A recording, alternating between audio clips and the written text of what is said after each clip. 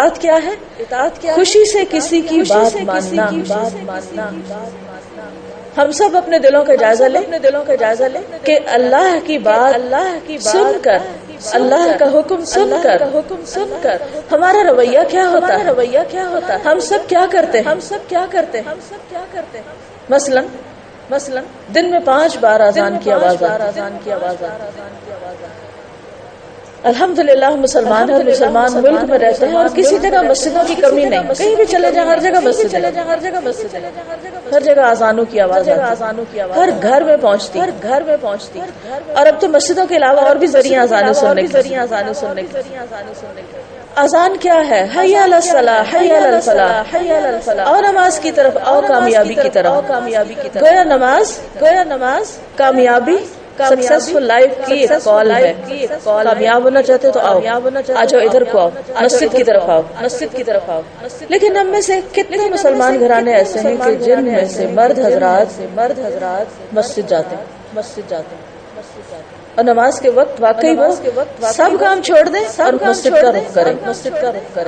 چاہے وہ ریلیجس گھرانے ہو، چاہے وہ ماڈرن گھرانے ہو، چاہے وہ پڑھے لکھے ہوں، ان پڑھ ہوں. مسجد کی حیثیت ہماری سوسائٹی میں کیا رہے گی؟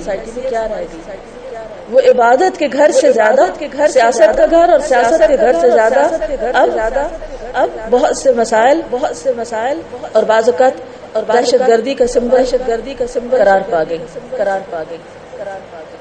کس کا قصور ہے؟ خود ہمارا اپنا کہ ہم نے مسجدوں کو چھوڑ دیا.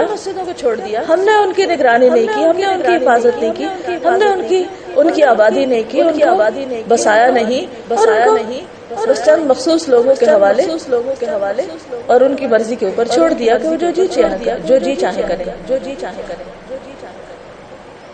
اپنے ذہین بچوں کو دنیا کی طرف لگا دیا اور مسجدیں ان کے لیے چھوڑ دی جو کچھ اور نہ کر سکے.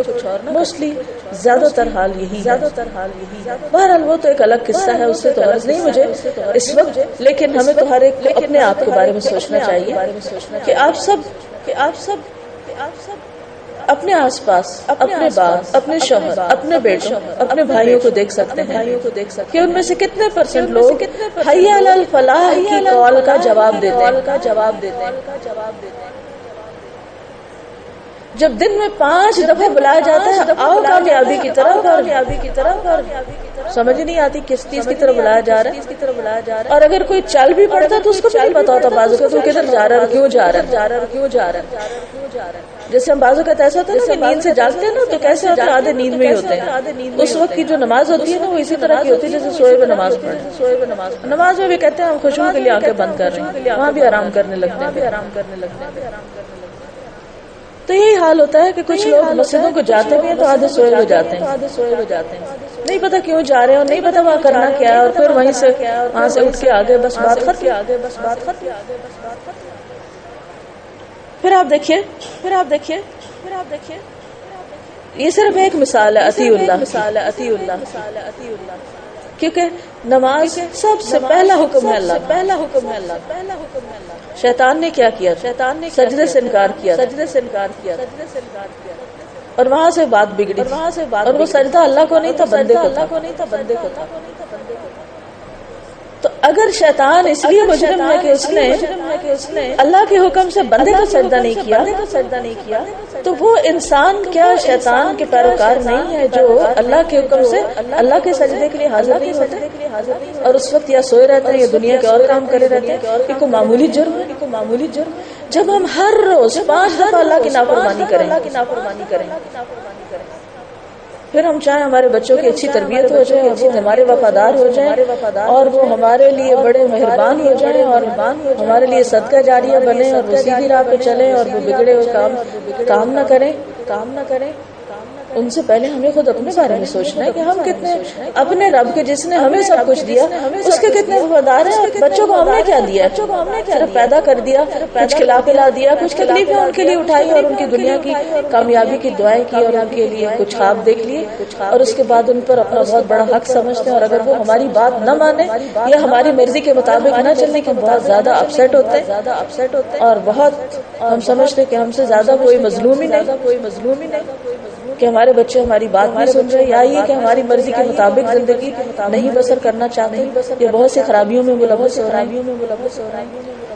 تو ان سے پہلے اپنی اصلاح ضروری ہے، اور اپنی اصلاح کے لیے اللہ کی کال پر لبیک کہنا ضروری ہے، اور پھر صرف اللہ کی اطاعت نہیں، رسول کی اطاعت بھی ضروری ہے، کیونکہ بہت سے لوگ کہتے ہیں ٹھیک ہے جو قرآن میں آیا ہے وہ تو ٹھیک ہے، لیکن جو حضور صلی اللہ علیہ وسلم نے فرمایا ہے، جو آپ نے کیا وہ حجت نہیں ہمارے لیے، نہیں، ان کی بات ماننا بھی ضروری ہے۔ پھر ساتھ ہی فرما دیا ان تولیتم، پھر اگر تم نے منہ موڑا، تم منہ پھیر گئے، فانما علی رسولنا البلاغ المبین، تو ہمارے رسول پر تو پیغام پہنچانے کی ذمہ داری ہے کہ کھلا سب کو بتا دے، خبردار کر دے۔ اب اگر کوئی نہیں سنتا تو رسول کی پوچھ نہیں، اور نہیں کوئی سنتا اور نہیں مانتا تو دنیا میں شاید پکڑنا ہو، لیکن اللہ نے رسول کسی مقصد سے بھیجا، کتاب کسی مقصد سے بھیجی ہے، ہمیں بھی کسی مقصد سے دنیا میں بھیجا۔ یہ زندگی اس لیے نہیں دی کہ ہم اپنی مرضی کے کام کریں اور اپنی مرضی کے طریقے جاری کریں یا اپنی مرضی کے مطابق زندہ رہیں، نہیں، ہمارے لیے کیا ضروری ہے کہ ہم جس نے ہمیں بھیجا ہے اس کی مرضی کے مطابق یہاں رہیں، تاکہ جب ہم واپس جائیں تو ہماری مرضی ہم سے پوچھی جائے اور ہمیں ہماری مرضی کا ٹھکانہ وہاں ملے جو ہمیشہ کے لیے رہنے کی جگہ۔ پھر فرمایا اللہ لا الہ الا ہو، اللہ کے سوا کوئی معبود نہیں، بس وہی معبود ہے، وہی عبادت کے لائق ہے۔ عبادت کس چیز کو کہتے ہیں؟ عبادت کیا ہے اور معبود ہونا کیا ہے؟ عبادت کہتے ہیں ہر وہ کام، ہر وہ بات، چاہے سب کے سامنے کی جائے یا چھپ کے کی جائے، وہ جو اللہ کی مرضی کے مطابق ہو۔ عبادت یہ نہیں کہ کسی خاص لبادے کا اوڑھ کے لوگوں کے سامنے بیٹھ جانا اور یہ کہ میں بڑی عبادت گزار ہوں، یہ نہیں ہے عبادت صرف بندوں کے لیے کچھ کرنا، تو ویسے ہی عبادت کوئی نہیں، یعنی بندوں کو خوش کرنے کی عبادت تو وہ ہے جو اللہ کی خوشی کے لیے کی جائے، خواہ وہ نماز ہو، خواہ وہ روزہ ہو، خواہ وہ صدقہ خیرات ہو، خواہ وہ کوئی لباس پہننا ہو، کچھ بھی کرنا، ہر وہ کام، خواہ وہ کھانا پینا ہے، خواہ وہ لباس پہننا ہے، خواہ وہ شادی بیاہ ہے، خواہ وہ بچوں کی پیدائش ہے، کوئی بھی کام اگر وہ اللہ کی مرضی کے مطابق ہے یا ہر وہ بات جو ہم منہ سے نکالتے ہیں اس کی رضا کے مطابق ہے، یہ سب کچھ عبادت ہے۔ چھوٹے سے چھوٹا کام بھی عبادت ہے اور بڑے سے بڑا کام اگر اس کی ناراضگی یا اس کی مرضی کے خلاف نہیں جا رہا۔ اس لیے بے حد ضروری ہے کہ ہمیں بحیثیت مسلمان یہ بات ضرور بتاؤ کہ اس کی مرضی ہے کیا، وہ کیا چاہتا ہے۔ کچھ بھی آپ کرنے لگے تو آپ ضرور دیکھیں ایک دفعہ پلٹ کے کہ اس معاملے میں وہ کیا چاہتا ہے۔ اب دیکھیے کوئی بھی معاملہ جب زندگی کا پیش آتا ہے تو ہمارے ایک سے کنسلٹ کرتے رہتے ہیں، مشورے لیتے رہتے ہیں، اس معاملے میں کیا کریں، اس میں کیا کریں، لیکن ایک جس سے کنسلٹ نہیں کرتے وہ رب ہے، جبکہ سب سے بڑا حق اسی کا ہے اور جس کے لیے اس نے ہمیں پیدا کیا۔ تو پھر یہی بات یاد دہانی کرا دی گئی کہ اللہ کے سوا کوئی الہ نہیں، اسی کو اپنا الہ سمجھو، اس کی عبادت کرو، اسی کے مطابق زندگی گزارو، وعلی اللہ فلیتوکل المؤمنون، اور اللہ پر ایمان والوں کو بھروسہ کرنا چاہیے، توکل کرنا چاہیے۔ اب یہاں